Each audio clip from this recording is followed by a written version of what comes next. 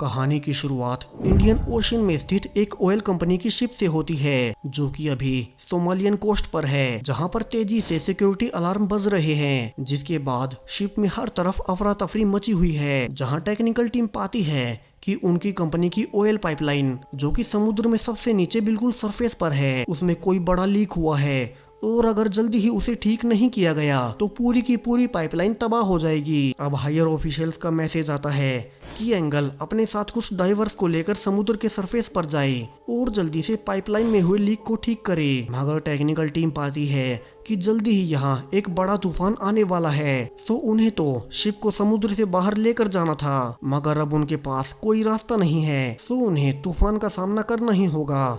अब एंगल अपने साथ चलने के लिए टीम बनाने लगता है, जहां वो कम्युनिकेशन के लिए जोन्स को हायर करता है, जो कि आज तक कभी भी समुद्र में इतना गहरा नहीं गया है। साथ ही दो स्कूबा डाइवर्स मिच और हर्स्ट भी थे। यहाँ हर्स्ट हाल ही में कुछ ज्यादा ही ड्रिंक करने लगा है, हालांकि डाइवर्स के लिए ड्रिंक करना बैन होता है। अब चारों ही समुद्र के नीचे एक सबमरीन में बैठकर जाने वाले हैं, जहाँ ऊपर मेन शिप उनका इंतजार करेगा और इस मेन शिप से ही सबमरीन को कंट्रोल किया जा सकता है। वहीं जाने से पहले जोन्स अपनी पत्नी को फोन करता है जो कि प्रेग्नेंट है और उसके आने का इंतजार कर रही है, जहां जोन्स उसे कहता है कि ये उसकी आखिरी शिफ्ट है, जिसके बाद वो उसके पास वापस आ जाएगा। मगर जोन्स को पता नहीं था कि ये आखिरी शिफ्ट इतनी आसान नहीं होने वाली। अब 1 घंटे की सेलिंग के बाद finally main ship leaking point पर पहुंच चुका था, जहां से चारों मिलकर सबमरीन के जरिए समुद्र में नीचे जाना शुरू करते हैं। यहाँ मिच पूरे मिशन को कंट्रोल कर रहा था कि उनकी सबमरीन और मेन शिप की पोजीशन क्या है, और फाइनली अब सबमरीन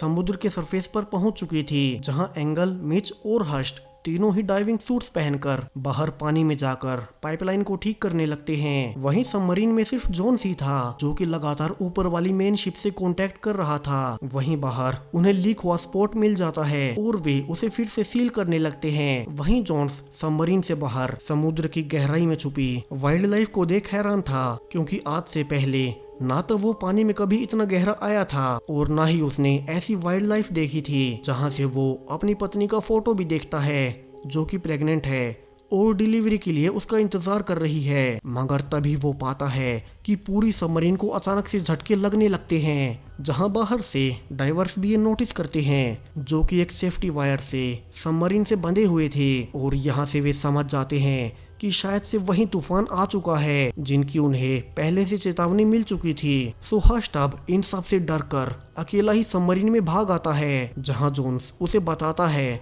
कि अचानक से पानी के ऊपर वाली मेन शिप से उनका सारा कांटेक्ट टूट चुका है। अब यहाँ से डरा हुआ हर्स्ट बाकी दोनों को जल्दी से अंदर आने को कहता है, जिन्होंने अभी तक पाइपलाइन को ठीक नहीं किया था। मगर वे नहीं डरते और जल्दी से पहले पाइपलाइन को ठीक करते हैं और फिर वापस से सबमरीन के अंदर आ जाते हैं। यहाँ उनका फिर से शिप से कांटेक्ट होता है, मगर वे पाते हैं कि अब ऊपर काफी तेज तूफान आया हुआ है, जहाँ मिच कहने लगता है कि वे उनके सबमरीन को जल्दी से ऊपर खींचे, जिसके बाद सबमरीन अब धीरे धीरे ऊपर जाने लगती है। मगर जितनी ज्यादा ऊपर सबमरीन जा रही थी उतने ही ज्यादा झटके बढ़ने लगते हैं। मिच यहाँ पूछने लगता है कि ऊपर क्या हो रहा है, मगर अब ऊपर से सारा कांटेक्ट टूट जाता है और उनकी सबमरीन अब ऊपर से ही फिर से तेजी से नीचे गिरने लगती है, जिसके बाद चारों अब इम्पैक्ट के लिए तैयार होने लगते हैं और फिर से सबमरीन अब सरफेस पर जा गिरी थी, जिससे प्रेशर में अचानक से चेंज होता है और जोनस घबरा जाता है। यहाँ बाकी सब उसे शांत करते हैं और जब कुछ देर बाद सबमरीन स्टेबल होती है, यहाँ मिच अब फिर से ऊपर वाले मेन शिप से कांटेक्ट करने लगता है, ये पूछने के लिए कि ऊपर क्या हुआ है। मगर अब तक भी उनके सारे रेडियोस बंद थे, जहां एंगल अब बाहर देखने जाता है कि ऊपर से गिरने से सबमरीन को कितना नुकसान पहुंचा है, जहां वो पाता है कि फॉर्चुनेटली सबमरीन को ज्यादा नुकसान नहीं हुआ है और सब कुछ अच्छे से काम कर रहा है। वहीं अंदर तीनों फर्स्ट एड बॉक्स खोलते हैं, जहां दवाइयां और कंबल तो थे, मगर कोई भी सर्वाइवल सूट नहीं था। यहाँ मिच बताता है कि सबमरीन का बैकअप हीटर अभी काम कर रहा है, तो उन्हें ठंड नहीं लगेगी। वहीं बाहर एंगल अब ऊपर केबल को पकड़कर देखने के लिए जाने लगता है कि वे नीचे क्यों गिरे, मगर वो सामने पाता है कि उनका पूरा ही मेन शिप तूफान के कारण डूब चुका है, जहां ऊपर से शिप के सारे पार्ट्स टूट टूट कर नीचे गिर रहे हैं। वहीं शिप में मौजूद सारी ही क्रू की डेड बॉडीज वहीं तैर रही थी। जिसके बाद अब घबराया हुआ एंगल वापस से सबमरीन में आता है और तीनों को सब कुछ बताने लगता है कि ऊपर का उनका पूरा मेन शिप अब तबाह हो चुका है, जिसमें उनके सारे क्रू मेंबर्स मारे जा चुके हैं और वहां अब ऊपर उन्हें खींचने वाला कोई नहीं है, जो कि काफी ही भयावह था क्योंकि उनके पास लिमिटेड ऑक्सीजन बची है। वहीं वे ओशियन के सबसे नीचे वाले सरफेस पर हैं। वहीं वे बाहर निकलकर ऊपर तैरकर नहीं जा सकते क्योंकि पानी के इतने नीचे प्रेशर कुछ ज्यादा ही होता है और प्रेशर बार बार चेंज होने से वे ऊपर पहुंचने से पहले ही मारे जाएंगे। यहाँ अब चारों आपस में ही लड़ने लगते हैं क्योंकि जब उन्हें पहले से पता था कि तूफान आने वाला है तो उन्हें पाइपलाइन के लिए नीचे आना ही नहीं चाहिए था। मगर मिच उन्हें शांत करता है और कहता है कि वे आपस में ही लड़कर और ज्यादा ऑक्सीजन वेस्ट कर रहे हैं। अब एंगल कहता है कि उन्हें सबमरीन का वेट हटा देना चाहिए जिससे कि ये धीरे धीरे पानी के ऊपर चली जाए और रेस्क्यू करने वाले उन्हें ढूंढ सके। मगर मिच इसके लिए मना कर देता है क्योंकि अभी वेट अंदर और बाहर दोनों की ओर बराबर है। तो अगर उन्होंने वेट घटाया तो प्रेशर में एक साथ चेंज आने से वे सब के सब मारे जाएंगे। और तभी बाहर सबमरीन का एक ऑक्सीजन सिलेंडर जो कि गिरने से लूज हो गया था अब लीक हो जाता है, जिससे कि अंदर अलार्म बजने लगते हैं और अंदर सारी ऑक्सीजन कम होने लगती है। अब यहाँ जोन्स को चूंकि कम ऑक्सीजन की आदत नहीं थी तो वो कुछ ज्यादा ही पैनिक करने लगता है। अब मिच जल्दी से सब कुछ स्टेबलाइज करता है, जहां वे पाते हैं कि अब एक सिलेंडर लीक होने से उनके पास सिर्फ 2 घंटे की ही ऑक्सीजन बची है। जहां हर्स्ट कहता है कि वे यहाँ अंदर मर नहीं सकते और उन्हें बाहर समुद्र के सरफेस पर टूटे हुए जहाज के पुर्जों में ढूंढना चाहिए कि क्या पता उन्हें वहाँ कोई ऑक्सीजन सिलेंडर मिल ही जाए। मगर मिच उसे बाहर जाने से मना कर देता है क्योंकि वो काफी रिस्की होगा और उन्हें तो अभी मदद आने का इंतजार करना चाहिए। तभी वे पाते हैं कि उनका कांटेक्ट पास से ही गुजर रही किसी चाइनीज शिप से हो गया है। तो मिच उन्हें मदद के लिए कहने लगता है। मगर जब उस चाइनीज शिप को पता लगता है कि ये शिप अमेरिकन का है तो वे इतने नीचे आने का रिस्क नहीं लेना चाहते और फोन काट देते हैं। अब मिच और हर्ष बाहर जाकर बाकी सिलेंडर्स को देखने लगते हैं कि कहीं वे भी तो लीक ना हो जाएं और वे उन्हें टाइट करने लगते हैं। जहां वे पाते हैं कि उनकी सबमरीन के ऊपर एक भारी क्रेन ब्लॉक गिर गया है जो कि हिलाने के कारण अब मिच के ऊपर गिर जाता है और मिच वहीं बेहोश हो जाता है। अब हर्ष उसे देखने जाता है जहां वो पाता है कि सबमरीन से कनेक्शन वाली रोप अटक गई है। तो हर्ष उसे निकालने लगता है मगर अब चूंकि उसने कुछ ज्यादा ही पीनी शुरू कर दी थी तो उसके हाथ अब कांपने लगते हैं, जिसके बाद खुद एंगल को बिना सूट के ही कूदना पड़ता है और वो मिच को निकालकर वापस से सबमरीन में ले आता है, जहां से वे मिच का हेलमेट हटाते हैं और उसे बचा लेते हैं। अब मिच होश में आते ही हर्ष पर गुस्सा करने लगता है कि अब हर्ष किसी काम का नहीं रहा, जो उसके हाथ अभी से इतने कांपने लगे हैं और वो कुछ ज्यादा ही शराब पीने लगा है। अब हर्ष इसके लिए सबसे माफी मांगता है और कहता है कि चूंकि वो पिछले 18 सालों से डाइविंग कर रहा है और ज्यादातर अपने परिवार से दूर रहकर वो कुछ ज्यादा ही ड्रिंकिंग करने लगा।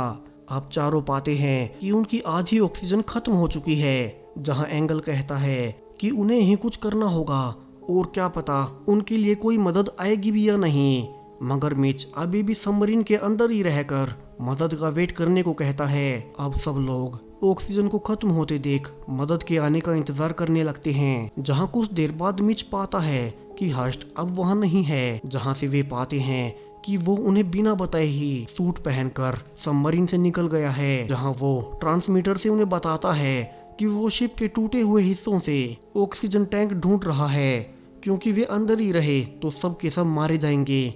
हालांकि मिच उसे वापस आने को कहता है क्योंकि जितना हर्ष आगे जाता जाएगा हाइपरथर्मिया का उसकी बॉडी पर बुरा प्रभाव पड़ना शुरू हो जाएगा और ऐसा होता भी है, जहां हर्ष अब बेहोश होने लगता है और अपनी फैमिली को आखिरी बार याद करने लगता है और फिर फाइनली नीचे गिर जाता है, जहां वो मुश्किल से सांस ले पा रहा था। अब एंगल कहता है कि उन्हें जल्दी से हर्ष की ऑक्सीजन बंद कर देनी चाहिए क्योंकि वो तो वैसे भी मरने वाला है, मगर वे कम से कम ऑक्सीजन बचा सकते हैं और इससे हर्ष उस धीमी और दर्दनाक मौत से भी बच जाएगा जहां वो बेहोश पड़ा तड़प रहा है।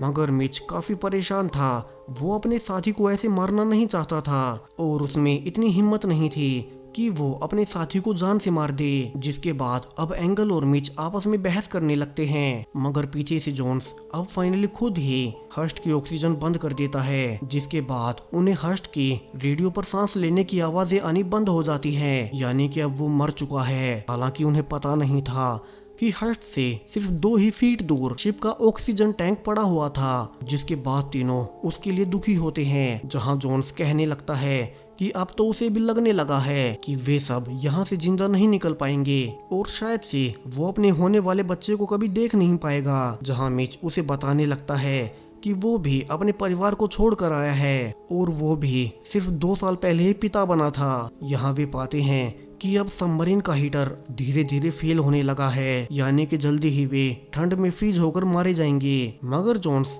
ऑक्सीजन टैंक से एक होममेड स्टीम बॉयलर बना लेता है, मगर इसमें भी अब बाकी की ऑक्सीजन खत्म होने लगती है, यानी कि उनके पास अब से सिर्फ 1 ही घंटे की हवा बची है और अब बचने के चांसेस काफी कम होते देख मिच अपने परिवार को आखिरी लेटर लिखने लगता है कि अभी उसे बहुत बुरा लग रहा है। उसने अपनी पूरी लाइफ सिर्फ काम में लगा दी और कभी भी अपनी फैमिली के साथ वक्त नहीं गुजारा, मगर अब वो शायद से बच नहीं पाएगा। तो वो उन सब से माफी मांगता है। जिसके बाद मिच उस लेटर को एक पॉलीथीन में पैक कर देता है ताकि वो रेस्क्यू वालों को उसकी बॉडी के साथ मिल जाए। लेकिन तभी वे पाते हैं कि उनके रेडियो पर कोई उनसे कांटेक्ट कर रहा है और ये नेवी थी, जिसे कि उसी चाइनीज शिप ने बताया था कि कुछ अमेरिकन्स एक सबमरीन में फंसे हुए हैं। यहाँ से मिच को बताया जाता है कि नेवी उन्हें ढूंढने के लिए निकल चुकी है, मगर उनके आने में कई घंटे लग सकते हैं क्योंकि उनके पास उनकी सबमरीन के एग्जैक्ट कोऑर्डिनेट्स नहीं हैं। मगर मिच के पास सिर्फ 1 ही घंटे की ऑक्सीजन बची थी। तो एंगल आइडिया देता है कि उन्हें फिर से शिप के टूटे हुए हिस्सों से ऑक्सीजन टैंक ढूंढना चाहिए और इसके अलावा उनके पास कोई और रास्ता है ही नहीं। अब एंगल सूट पहनकर बाहर टैंक ढूंढने निकल जाता है, जहां जोन्स अंदर से ही उसे रास्ता बताने लगता है। वहीं एंगल को रास्ते में कई सारी बॉडीज मिलती हैं जो कि उनके शिप के क्रू की थी, जहां उसे फाइनली शिप का चैम्बर दिखाई देता है जहां गैस टैंक भी थे। मगर अब एंगल पाता है कि उसकी सेफ्टी वायर जो कि सबमरीन से अटैच है वो अब खत्म हो चुकी है, तो वो यहाँ से आगे नहीं जा पाएगा। मगर यहाँ से रिस्क लेते हुए एंगल सेफ्टी वायर को खोल देता है, जिसके बाद अब एंगल के सूट में ऑक्सीजन भी खत्म होने लगती है। सो मिच अब खुद दूसरा सूट पहनकर उसे लेने जाता है, जहाँ वो पाता है कि एंगल बेहोश पड़ा है और उसके साइड में ही एक ऑक्सीजन टैंक भी है। अब मिच किसी तरह से बेहोश एंगल और ऑक्सीजन टैंक दोनों को लेकर सबमरीन में वापस आता है, जहां जोनस भी अब जल्दी से एंगल को सीपीआर देने लगता है ताकि वो बच जाए। मगर जब कुछ देर बाद तक भी एंगल नहीं हिलता तो दोनों ही अब एंगल के लिए रोने लगते हैं कि वे उसे बचा नहीं पाए। लेकिन तभी जोन्स नोटिस करता है कि एंगल अभी भी हिल रहा है और यहाँ से ऑक्सीजन लगाते ही वो फिर से खड़ा हो जाता है। वहीं दूसरा टैंक आने के बाद अब उनके पास फिर से 2 घंटे की ऑक्सीजन हो गई है, जहाँ नेवी का उनके पास मैसेज आता है कि नेवी उनके शिप के पास 1.5 घंटे में पहुंच जाएगी। मगर उन्हें वहां उनके सबमरीन की एग्जैक्ट लोकेशन चाहिए होगी, क्योंकि वे कई घंटे से पानी के अंदर हैं। तो क्या पता वे पानी में ड्रिफ्ट होते हुए कितनी दूर आ गए हैं। और चूंकि टूटी हुई शिप का भी सारा मलबा समुद्र में कई किलोमीटर्स में फैल चुका है, तो उनकी सोनार लेजर्स भी सबमरीन को ढूंढ नहीं पाएगी। तो नेवी कहती है कि वे उन्हें ढूंढने की कोशिश करेंगे, मगर उन्हें किसी तरह से उनके सबमरीन का सेफ्टी बीकन पानी के ऊपर भेजना होगा, जिससे कि वे उनकी लोकेशन ढूंढ पाए। अब जोन्स कहता है कि उन्हें सेफ्टी बीकन को सबमरीन के ऊपर ले जाकर छोड़ना होगा, मगर सबमरीन को ऊपर ले जाना काफी रिस्की था। सो मिच अब खुद ही बीकन को ऊपर ले जाने का फैसला करता है, और चूंकि ये काफी खतरनाक है तो वो जाने से पहले अपने परिवार के लिए लिखा हुआ लेटर एंगल को दे देता है ताकि वो इसे उन तक पहुंचा दे। जहां एंगल भी कहता है कि उसकी पत्नी की मौत कई महीने पहले एक एक्सीडेंट में हो चुकी है, जिस कार को एंगल ही ड्राइव कर रहा था। सो उसे लगता है कि उसकी पत्नी की मौत उसी की वजह से हुई। अब यहाँ से मिच अकेला ही सूट पहनकर तैरते हुए बीकन को ऊपर ले जाने लगता है, और जब सेफ्टी वायर खत्म हो जाती है तो यहाँ से मिच को बीकन का बटन दबाना था जिससे कि वो पानी के ऊपर चला जाए, मगर मिच बटन दबा नहीं पा रहा था। तो वो अपना एक ग्लव निकाल देता है, लेकिन अब तक कई सारी जेलीफिशेस वहाँ आ चुकी थी और वे मिच पर अटैक कर देती हैं और उसके बिना ग्लव के हाथ पर गड़ जाती हैं, जिससे कि उसके हाथ से बीकन निकलने लगता है। यहाँ मिच काफी दर्द में था मगर वो हिम्मत दिखाकर फिर से बीकन को पकड़ता है और फाइनली बटन दबा देता है, जिससे बीकन अब ऊपर जाने लगता है। वहीं मिच को जेलीफिशेस फाइनली जान से मार डालती हैं। वहीं मिच की मौत को जानकर जोनस और एंगल रोने लगते हैं, जहां एंगल मिच की ऑक्सीजन काटता है ताकि उनके लिए वो ऑक्सीजन बची रहे। और फिर वो जोनस को शांत करता है, क्योंकि मिच ने मरने से पहले बीकन को पानी के ऊपर पहुंचा दिया था। अब एंगल कहता है कि अगर उनके पास समय से हेल्प नहीं आई तो वे ऑक्सीजन की कमी से धीमी मौत मरने वाले हैं, जो कि काफी दर्दनाक होगी। तो उन्हें उस दर्द से बचने के लिए खुद ही खुद को मारना होगा। लेकिन तभी नेवी का उनके पास मैसेज आता है कि उन्हें बीकन मिल गया है, मगर शिप के मलबे की वजह से वे नीचे नहीं आ पाएंगे, तो उन दोनों को ही थोड़ा ऊपर आना होगा। वहीं चूंकि ऑक्सीजन खत्म होने वाली थी, तो दोनों सबमरीन का वेट गिरा देते हैं, जिससे सबमरीन अब ऊपर जाने लगती है। मगर अब थोड़ी ही ऊपर जाकर वो शिप के टूटे हुए हिस्सों से अटक जाती है, जहां एंगल कहता है कि यहाँ से उन्हें तैरकर ऊपर जाना होगा। मगर ये काफी मुश्किल होने वाला है, क्योंकि अभी भी पूरे 171 फीट की ऊंचाई बची है। वहीं उनके पास सिर्फ एक ही सूट है। तो एंगल कहता है कि जोन्स को ये सूट पहनकर पहले ऊपर जाना चाहिए, और तब तक वो सबमरीन में ही रहकर यहाँ की ऑक्सीजन को स्टेबल रखेगा, जिसके बाद वो खुद भी ऊपर आ जाएगा। और यहाँ से वो मिच का लेटर जोन्स को दे देता है, जहाँ जोन्स कहता है कि शायद से एंगल बिना सूट के बच नहीं पाएगा। मगर एंगल कहता है कि जिस एक्सीडेंट में उसकी पत्नी मारी गई थी, उसमें उसका बेटा भी था, जो कि उसकी वजह से मारा गया। सो अब वो किसी और को अपने लिए मरने नहीं दे सकता।